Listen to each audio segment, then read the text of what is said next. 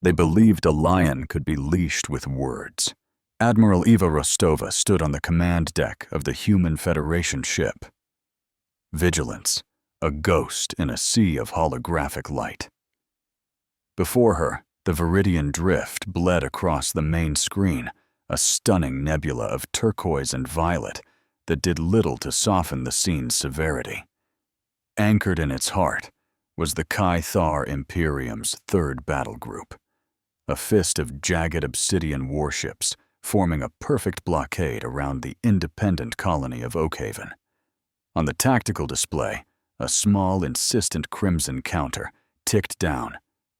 4:17:52, the ultimatum timer. Her reflection stared back from the polished deck, plating a woman etched with the quiet intensity of command. "Status, Jian." She set her voice a low anchor in the hum of the bridge. Commander Jian Li, her tactical officer, stood impassive at his station, his fingers tracing lines of energy flow. "No change, Admiral. The Kai-Thar fleet holds its position at the edge of Oakhaven's gravity well. They continue to broadcast Praetor Malik's ultimatum on all public channels. The ultimatum was simple, brutal, and characteristic of the Kai-Thar surrender. Oakhaven's entire stock of refined Helion-3 isotopes, or the colony, and its 1.2 million souls, would be judged non-compliant and sanitized from existence. Their arrogance was a weapon pointed at their own hearts. A calm, synthesized voice cut through the low tension. "Admiral, I am detecting a secondary transmission nested within the public broadcast. Parallax, the fleet's resident mind, and Rostova's steadfast AI council manifested as a simple, pulsating sapphire sphere of light beside her command chair. It is a tightly encrypted low-power signal directed out-system towards the Kai-Thar core worlds." Rostova's eyes narrowed. This was not part of their standard doctrine. A public ultimatum was for intimidation. A private broadcast was for something else entirely. "Can you crack it a parallax?" she asked, a familiar vibration running through the deck as the ship made a minor course correction. "In time, Admiral. Their encryption is formidable," the AI replied. "But its presence suggests this is more than a resource seizure. It may be a performance." Rostova nodded slowly, the console glare painting her face in shades of blue and gold. A performance meant there was an audience, and an audience could be leveraged. "We would not become the monsters we fought." On Oakhaven, 10 kilometers below the orbital siege, a schoolteacher named Eris Thorne gathered his young students near a reinforced plasteel window. They looked up at the pinpricks of hostile light polluting their twilight sky. A small girl clutching a worn stuffed bear asked him if the pretty lights were new stars. Eris knelt, forcing a smile that felt like cracking stone. "They are visitors, Ilara," he said softly, his own heart a frantic drum against his ribs. "And the people from the Federation are here to talk to them, to make sure they use their manners." He hoped it was a truth he could one day believe. Back on the Vigilance, Lieutenant Anya Sharma, head of the Electronic Warfare Division, approached the command dais. "Admiral, the supply convoy is holding at Waypoint Sigma. They are waiting for our signal to begin their run. Oakhaven's medical supplies are critical." Rostova looked from the timer to the tactical map. The Kai-Thar had positioned their ships to create overlapping fields of fire. A direct approach was suicide for the lightly armed freighters. "They expect us to fight or to flee." Rostova murmured more to herself than to her crew. "They drew a line in the stars and dared us to cross it. Praetor Malik is a doctrinal purist." Jian added, his gaze fixed on the enemy formation. "He believes any deviation from the established blockade pattern is a sign of weakness. He will not anticipate a third option." Rostova's lips formed a thin, determined line. "Then we will give him a third option. Anya, I want your phantoms ready. Parallax calculate the precise energy signature of the convoy Then I want you to multiply it by a factor of 10. The AI's sapphire form pulsed. A ghost fleet, Admiral. The energy expenditure will be significant. Furthermore, if the Kai-Thar detect the deception, they will concentrate fire on the source of the emissions, the decoys creating a kill zone the real convoy may not be able to avoid. Parallax presented the numbers a 78.4% probability of success, but a terrifying 21.6% chance of catastrophic failure. The cold calculus of machine logic was a stark contrast to the quiet desperation in the convoy pilot's comms chatter. A single moment of doubt could unravel a universe of hope. The risk is noted. Parallax Rostova stated her decision already made. But Oakhaven's infirmaries are running out of synth blood and radiation meds. That is a certainty, not a probability. We will accept the risk. She turned to her EW officer. Lieutenant Sharma, I want you to make our ghosts scream. Drown their sensors in so much noise they won't know which shadow is real. Anya's face lit with fierce concentration. I, Admiral, will make them see specters in every corner of the system. The plan was audacious, relying on the Kai-Thar's rigid adherence to their own tactical manual. They were trained to respond to threats with overwhelming force. Rostova was about to give them more threats than they could count, scattered across 1,000,000 kilometers of space. The real convoy, running cold and silent, would slip through the ensuing chaos like a whisper in a hurricane. It was a gamble on enemy psychology. Their book of war had only one page. Commander Lee's hands flew across his console, coordinating the movements of the phantom signatures. Decoys are prepped and synced, Admiral. Ready to launch on your mark. The bridge crew was a study in focused silence. The only sounds the soft chime of system readiness and the faint hiss of life support. Rostova watched the ultimatum timer now, just under 4 hours. Every second felt like a drop of water on a hot stone. Launch the Phantoms, she commanded. Target the northern and southern poles of their blockade. Let's see how Praetor Malik handles a threat that is everywhere and nowhere at once. The ship gave a subtle lurch as the decoy drones were released from their launch bays, accelerating into the void.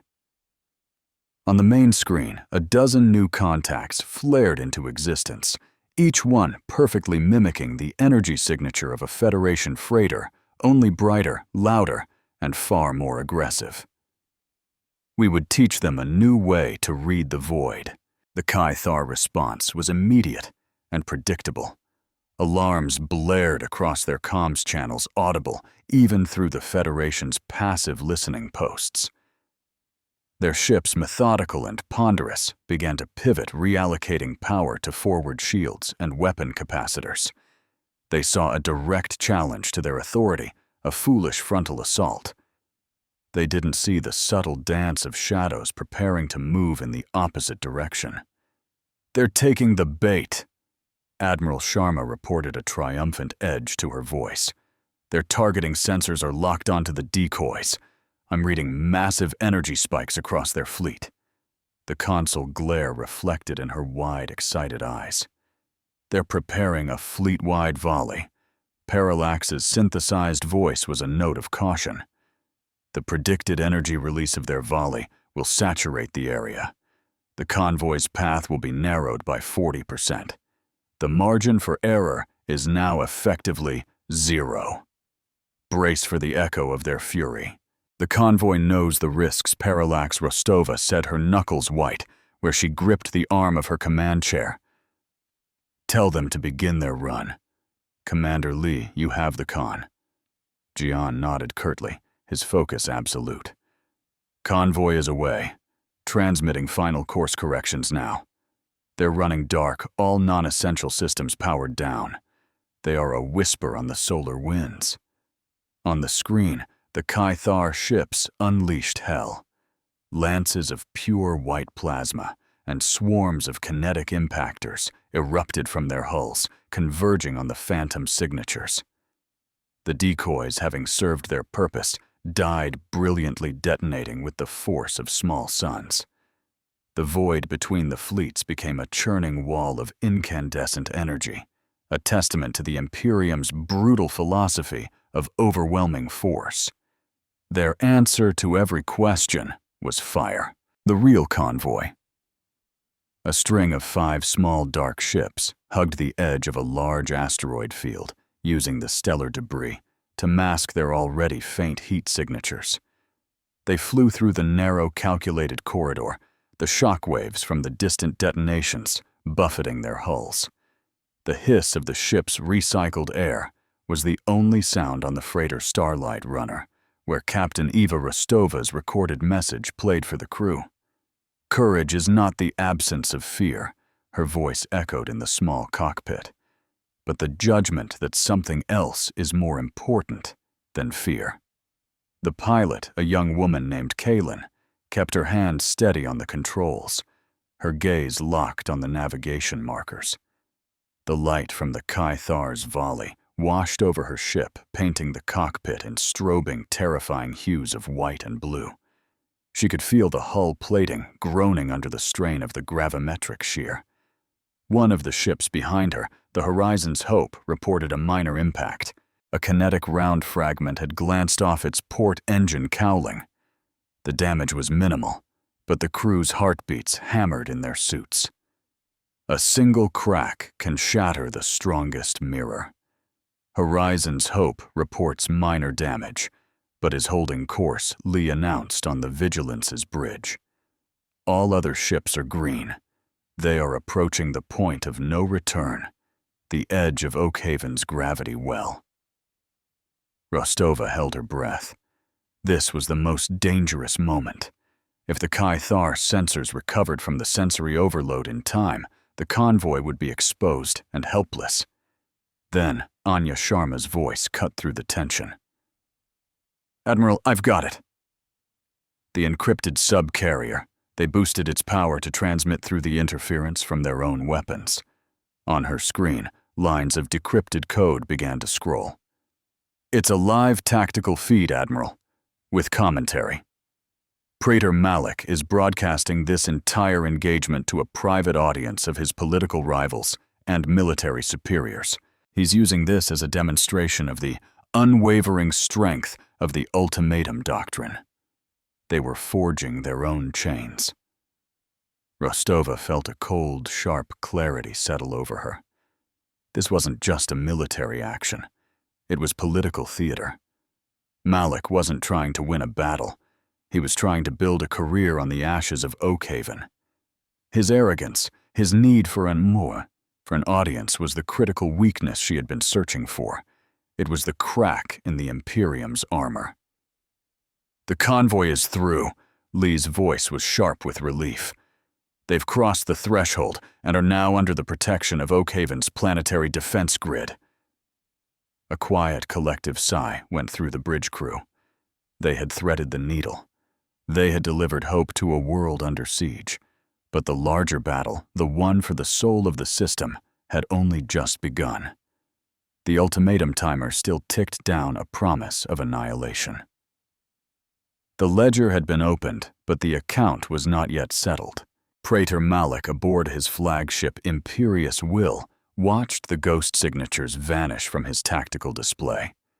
He registered the colossal energy expenditure with a grim satisfaction. The Federation had thrown a desperate, foolish punch and had accomplished nothing but the loss of a dozen ships. He did not yet know about the small convoy that had slipped past in the noise. His private broadcast was filled with his own narration describing the Federation's cowardice and the inevitable triumph of Kai-Thar resolve. "They have exhausted their tricks," Malik declared to his audience across the stars. "Now they will witness the consequences of defiance. The sanitization of Oakhaven will serve as a permanent lesson to any who would question the authority of the Imperium." He believed it with every fiber of his being. His doctrine was absolute. His victory was assured. He was blind to the true nature of the trap being laid for him. Learning would be a painful revelation. Aboard the Vigilance, the mood was one of tempered success. The cost had been small minor damage to one freighter, 3 crewmen, with minor injuries from the turbulence and a significant expenditure of energy for the decoys. But the victory was tactical, not strategic. Rostova turned to her AI. "Parallax, you said this was a performance. Now that we know for whom we can change the script." The AI's sapphire light glowed brighter. "I am already modeling scenarios, Admiral. With access to Praetor Malik's private broadcast, we can predict his decision-making process with a much higher degree of accuracy. He is prioritizing actions that appear decisive and powerful to his audience, even at the expense of tactical flexibility." This was the key. Malik was no longer fighting the Federation fleet. He was fighting for his own reputation. We would be the mirror that showed him his true face. Over the next hour, a new plan took shape, one far more daring than the convoy run. It was a plan born from the revelation of Malik's broadcast. The Caithar fleet, in a show of supreme confidence, began to reorient itself. They were no longer forming a tight blockade. Instead, they were deliberately opening a wide, clear vector out of the system. "They're offering us a corridor of retreat." Jian Li observed, his brow furrowed in suspicion. "It's a feint, a classic pincer movement trap. The corridor will be lined with cloaked mines or interdictor fields." Anya Sharma ran a deep sensor scan, her fingers dancing across her console. "He's right, Admiral.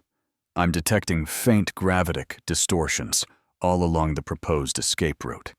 It's a killbox baited with our own survival." They offered a golden bridge, but it was paved with fire. Parallax projected a 3-dimensional map between Rostova and her officers. The corridor glowed a faint, menacing red. "The probability of surviving transit through that corridor is 0.02%. The AI stated flatly. "Praetor Malik intends to broadcast our destruction as the dramatic conclusion to his performance. He anticipates we will take the bait of a seemingly bloodless retreat." Rostova looked at the map, not at the trap, but at the shape of it. She saw the arrogance in its design, the utter certainty of its architect. And in that certainty, she saw the path to victory. "He has built a stage for our execution," she said, a new hard edge in her voice. "He has set up the cameras and invited his friends. It would be a shame to disappoint his audience." A slow smile touched her lips. "We will take his corridor, but we will not be the ones to pay the price.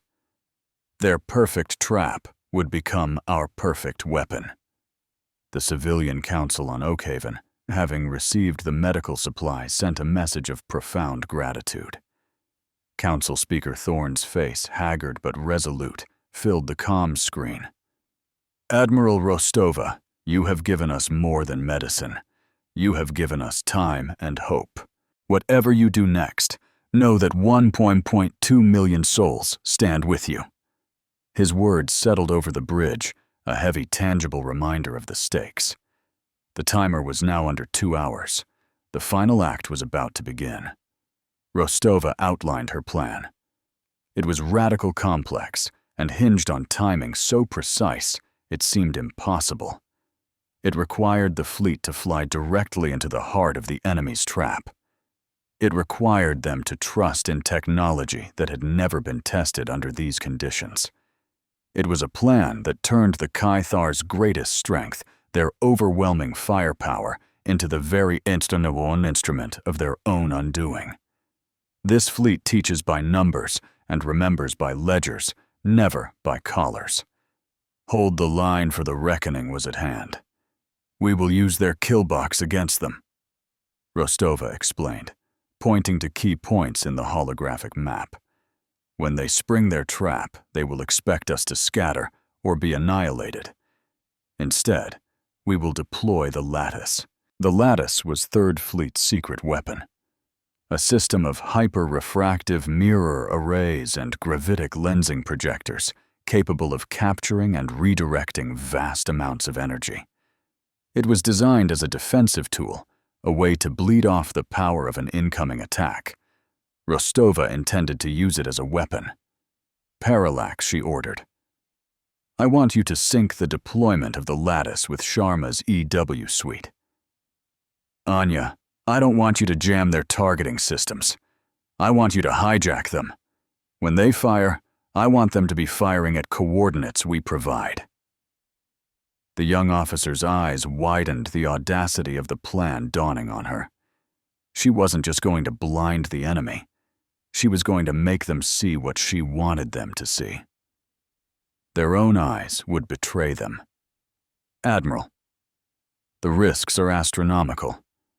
Parallax cautioned, its light shifting to a deep violet.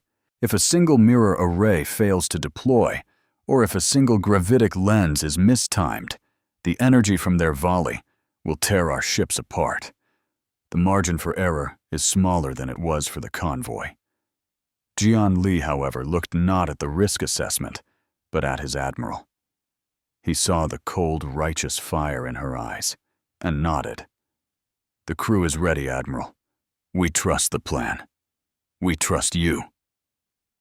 Rostova's gaze swept across her bridge, across the faces of the men and women who had placed their lives in her hands. Her arc of command had bent from careful restraint to this single point of righteous, decisive action. Malik's doctrine of ultimatums and sanitized worlds could not be allowed to stand. It had to be broken publicly and completely.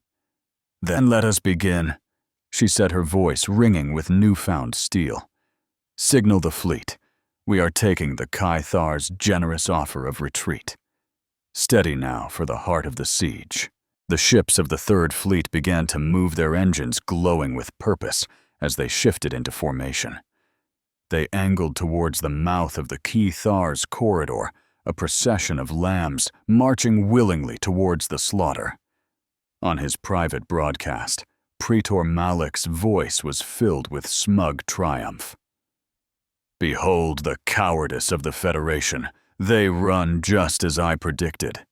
But there is no escape from the Imperium's justice. Watch closely as their defiance is extinguished." The human ships moved deeper and deeper into the trap. The faint shimmer of interdictor fields became visible at the edges of their sensor displays. Hidden weapon platforms began to appear, decloaking from the asteroids and empty space where they had been lurking. The corridor was not a path to safety. It was a gauntlet of death, a perfectly constructed killing field. The trap was about to spring. They closed the cage, not realizing who was the beast. Aboard the Vigilance, the atmosphere was electric with tension. Every officer was at their post, every system running at peak performance. The deck plates vibrated with the power coursing through the ship's veins. Rostova stood at the center of it all, a calm eye in the storm of her own making. The countdown timer on Oakhaven's fate was now irrelevant. The next few minutes would decide everything. "We are at the heart of the Killbox," Jian Li reported, his voice tight. "All enemy weapon platforms are decloaked and targeting us. Interdictor fields are powering up." On the main screen, the friendly blue icons of the Third Fleet were surrounded by a sea of hostile red. "Praetor Malik is broadcasting our imminent destruction." Anya Sharma added, monitoring his feed. "He is savoring this moment." Rostova's expression was unreadable. "Let him," she said softly. Their greatest pride would become their greatest shame. The Kai-Thar interdictor fields snapped into place, a net of energy designed to prevent any ship from jumping to hyperspace. The trap was sprung. The weapon platforms glowed, capacitors charged and ready to fire. Aboard the Imperious Will, Praetor, Malik raised his hand to give the final order, a gesture for the benefit of his audience. "Fire," He commanded the word, dripping with finality. Teach them the cost of insolence. Across the corridor, thousands of tons of plasma and kinetic energy were unleashed, a wave of unstoppable destruction aimed at the heart of the Federation fleet. It was the culmination of Caithar doctrine, a belief in absolute power. But as the first volley left their cannons, Rostova gave her own order, her voice cutting through the bridge like a diamond blade. "Now," she commanded, "execute. Open the lattice." We would turn their swords into plowshares, and then into mirrors. It happened in less than a second. From the hulls of the Federation ships, it was not weapons that emerged, but something far more elegant. Vast crystalline arrays unfolded like the wings of impossible insects catching the light of the Viridian drift. Gravitic projectors hummed to life, their invisible forces bending space-time itself. The lattice was open. The mirror was in place. Simultaneously, Anya Sharma's electronic warfare suite performed its masterpiece. She didn't block the Caithar targeting signals. She rerouted them. The enemy weapon platforms, guided by their own corrupted data, adjusted their aim by fractions of a degree. They were no longer targeting the Federation ships. They were targeting the new coordinates Anya had fed them, the coordinates of their own sister ships, and hidden weapon emplacements on the other side of the corridor. The reckoning arrived delivered by their own hand. The first volley of Caithar fire, a storm of incandescent rage, struck the lattice.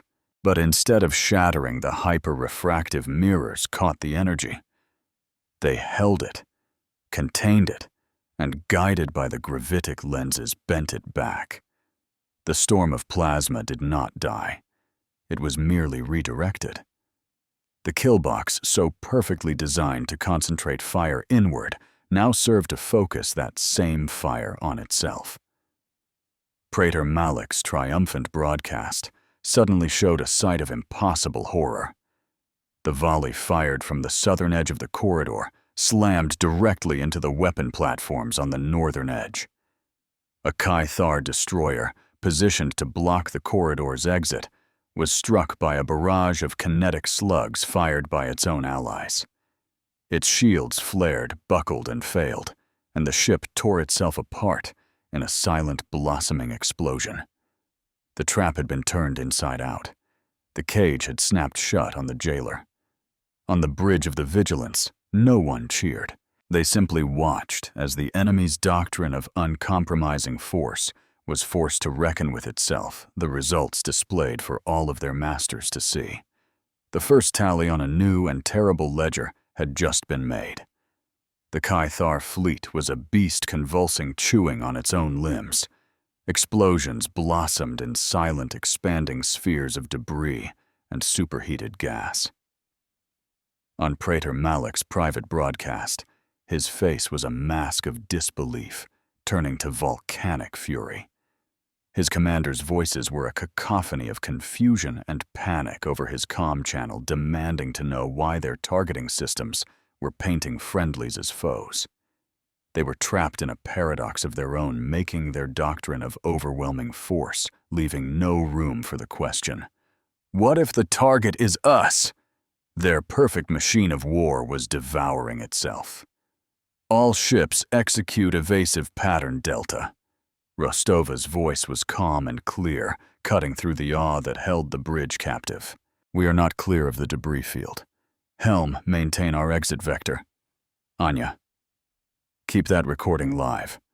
I want every second of this logged." The Vigilance and her sister ships moved with practiced grace, weaving through the chaos they had unleashed. They were not fleeing. They were disengaging from a fight the enemy was now having with itself. The cost for the Caithar was mounting with horrifying speed. 2 of their cruisers had already been crippled by friendly fire, their engines sputtering trails of plasma into the void. A score of smaller frigates were venting atmosphere, their hulls peppered by kinetic rounds they had never seen coming. The sheer energy output of the redirected volley had created a gravimetric nightmare, a whirlpool of wreckage and radiation that was making navigation treacherous for everyone. They had built a cage of hammers, and now the walls were made of anvils. Admiral Parallax interjected its sapphire light pulsing with urgency. Praetor Malik has terminated his private broadcast. He is now broadcasting on a fleet-wide emergency channel. He has identified our redirection strategy. The AI's tone was analytical, but the implication was clear. The enemy was no longer confused. They were enraged. Jian Li's station flashed with new threat assessments. Malik's flagship is reorienting, Admiral. It's powering its main spinal weapon. It's targeting Oakhaven. The ultimatum timer was forgotten. The pretense of a resource blockade was gone. This was no longer a military or political action. It was pure vindictive rage. Malik, publicly humiliated in front of his peers, was going to burn the entire colony to spite the fleet that had outmaneuvered him. This was the second escalation, a move born not of strategy, but of a shattered ego. A wounded predator is at its most dangerous. He's going to fire on the planet. Anya whispered, her face pale in the light of her console. He's not even pretending to follow protocol anymore. Rostova's jaw was set like granite. She had hoped to make a point, to break a doctrine. She had not intended to provoke a massacre. The conflict triangle pulled tight her own moral line against needless slaughter. Parallax's cold calculus of acceptable losses, and Malik's now rabid adherence to dominance at any cost. Parallax, give me a firing solution for the Imperious Will's primary weapon system, she commanded. The AI complied instantly. A full volley from our forward batteries has a 92% chance of disabling the weapon before it can discharge, Admiral. However, to achieve that firing angle, we would have to expose our own port-side engine array to the rest of his fleet. It was a tactical trade, potentially cripple her own flagship to save the colony below. The choice was between a ship and a world. On Oakhaven, the teacher Eris Thorne had just finished calming the children after the sky had lit up with the distant, silent flashes of the battle. He told them it was cosmic lightning, a rare and beautiful nebula storm. Now a new light was growing in the heavens. It was a single malevolent star, burning with a cold, hateful intensity directly above their city. It was the charging glow of the Imperious Will, Elara. The little girl with the bear pointed a trembling finger at the window. "Teacher," she asked, her voice small, "is the lightning angry with us?" Rostova saw that light on her own screen. She saw the 1.2 million lives held under its glare. Her arc was complete. Restraint had been tried. Righteous decisiveness was now required. Helm, bring us about. Place the vigilance between Malik's flagship and Oakhaven. All power to forward shields. Jian retask the rest of the fleet. They are to engage Malik's escorts. Draw their fire. Keep them off our flank while we deal with the Praetor. We would become the shield against the storm. The Vigilance was not a planet killer. It was a fleet command cruiser built for strategy and coordination. But its spine was forged from Federation steel and crewed by human resolve. The ship turned its massive frame, groaning under the strain of the high-G maneuver, deliberately positioning itself in the path of a weapon that could crack continents. The hum on the bridge deepened as auxiliary power was routed to the forward shield emitters. The air grew thick with the scent of ozone. Shields at maximum Admiral Lee reported his voice steady, despite the insane risk.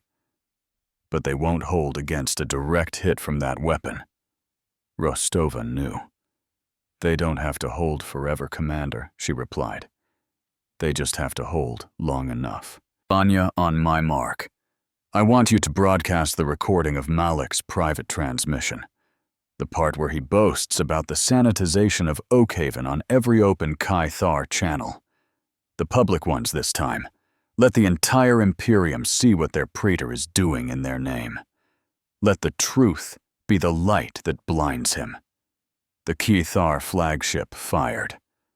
A lance of blinding white energy thick as a skyscraper erupted from its prow and screamed across the void.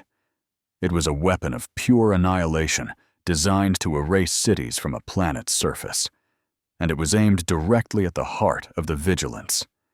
The ship's shields, glowing a brilliant, defiant blue, met the blast head-on. The impact was not a sound. It was a physical event that shuddered through every deck of the ship. Lights flickered and died. Consoles sparked, and the deck plating screamed in protest. A secondary power conduit on the lower decks ruptured, injuring a damage control team. The cost of victory was being paid in real time, in sweat and blood and stressed metal. But the shields held. They buckled. They bled energy at a catastrophic rate. But they held. The anchor holds even as the tidal wave breaks. Behind the shimmering, strained shield of the Vigilance, the main weapon blast dissipated its energy, washing over the ship and harmlessly into deep space. The ship had taken the blow meant for Oakhaven. It had held the line, but the cost was severe. Shields at 12%, and falling Gian yelled over the wail of alarms. Multiple hull breaches on decks 7 through 9. We have wounded. But Anya Sharma's console was lit up with a different kind of light. It's working, Admiral. The broadcast is live. It's spreading through their public networks. We're getting responses from other Kithar ships in the system. They are demanding Malik cease fire. The recording of his own arrogant words, juxtaposed with the live feed of him firing on a civilian target after his fleet had been decimated by his own orders, was creating a schism in the Kithar ranks. Their own doctrine was now arguing with itself. Praetor Malik, seeing his authority crumbling on public channels, made his final fatal error. He ordered his remaining loyal ships to consolidate and prepare for a direct suicidal assault on the Vigilance. His pride could not accept defeat. If he was to fall, he would drag his humiliator down with him. He was no longer a commander. He was a berserker blind to everything but his own rage. This was the final escalation, the complete abandonment of logic for pure, unrestrained violence, and it was the opening Rostova had been waiting for. Parallax, she said, her voice cutting through the damage reports and alarms. He thinks this is a brawl. We will remind him that it is a chess match. Deploy the lattice again. Not as a mirror this time, as a net. The account of his rage would now be closed. The plan was elegant in its simplicity. The lattice arrays, some of them damaged from the earlier maneuver, redeployed. But instead of focusing energy, they were programmed to create a series of interlocking, high-intensity gravitic fields, a net that could trap, but not destroy. It was a tool of capture, not of annihilation. This fleet remembers by ledgers, never by collars. His fleet is charging. Gian reported, his eyes glued to the tactical display as a swarm of red icons accelerated towards them. They'll be in weapons range in 90 seconds. Rostova stood tall, a trickle of sweat tracing a line down her temple, the heat from an overloaded conduit warming the air around her. Anya broadcast a single message to the approaching ships. No sound, just text. The ledger of Praetor Malik's command is now public. A new accounting is required. Choose your column. A debt of honor must be paid. The effect was instantaneous. Several of the Kithar frigates, their captains seeing the broadcast of Malik's folly, and now being offered a choice between loyalty to a disgraced commander and loyalty to the Imperium's own code of honor, broke formation. They slowed their weapon ports closing. They were standing down. Malik was left with only his flagship and 2 loyal cruisers afist, with most of its fingers suddenly broken. He didn't slow down. His ship, the Imperious Will, plunged forward, firing its secondary batteries in a desperate, scattered volley. But it was too late. He flew directly into the gravitic net. The lattice activated, and the space around his remaining ships warped and twisted. Their forward momentum was arrested with a force that must have torn their crews from their feet. The 3 ships were caught, held fast, tossed in an invisible web of energy, their engines straining uselessly against it. They came to lay a siege and found themselves in chains of light. The battle was over. The silence that fell on the bridge of the Vigilance was heavier than the chaos it replaced. It was the silence of survival of a terrible price paid and a greater price averted. The low hum of the ship's life support and the distant metallic clang of damage control teams were the only sounds. Rostova took a deep, shuddering breath, the adrenaline finally beginning to fade, leaving a profound weariness in its place. Parallax opened a channel to the Kai Thar command vessel she ordered, audio only. A moment later, the channel was live. The voice of Praetor Malik, distorted by rage, and the strain of his ship's capture spat from the speakers. "Human witch, you will die for this. The Imperium will." Rostova cut him off, her own voice quiet, but carrying the immense weight of the victory she had just won. "Praetor Malik, your command has been judged, and the ledger has been found wanting. You have broken your own doctrines, fired on your own ships, and attempted to sanitize a civilian world out of personal spite. Your audience has seen the truth. You are relieved of command. It is not the lion's roar that matters, but the judgment of the jungle." There was only sputtering, incoherent rage from the other end before Rostova motioned for the channel to be cut. She turned to her AI. "Parallax. What are you seeing on their networks?" The AI's light had returned to a calm, steady sapphire. "The Kai Thar Second Fleet, which was positioned 2 systems away, has acknowledged receipt of our data package. They have ordered the 2 cruisers with Malik to stand down and take him into custody. They are thanking us, Admiral, for preventing a greater dishonor." The precedent was set. The ultimatum doctrine, when held to the light and reflected back upon itself, had shattered. It was a hollow threat, powerful only when its costs were never calculated, its consequences never tallied. On the main screen, the Kai Thar cruisers released from the gravitic net moved to flank their former flagship, their docking clamps extending not in fraternity, but in judgment. The lattice arrays, their duty done, began to retract. Still glowing with immense residual energy, their brilliant crystalline surfaces slowly cooled the fiery silver, fading to a soft, warm gold, and then finally to the dull, unassuming pewter of cooled metal. Rostova watched the scene, her mind not on the victory, but on the fragility of the peace she had just forged. Power was a tool, an ultimatum, a brandished weapon. But true strength was in the choice not to strike, in the wisdom to turn a killing blow into a lesson. It was the principle upon which the Federation was built, and the one she had upheld today at great cost. The ledger she cared about was not the one kept by her enemy, Sas, but the one she kept for herself, for her crew, and for the Bosula, souls on the world below. Their ledger was balanced in light.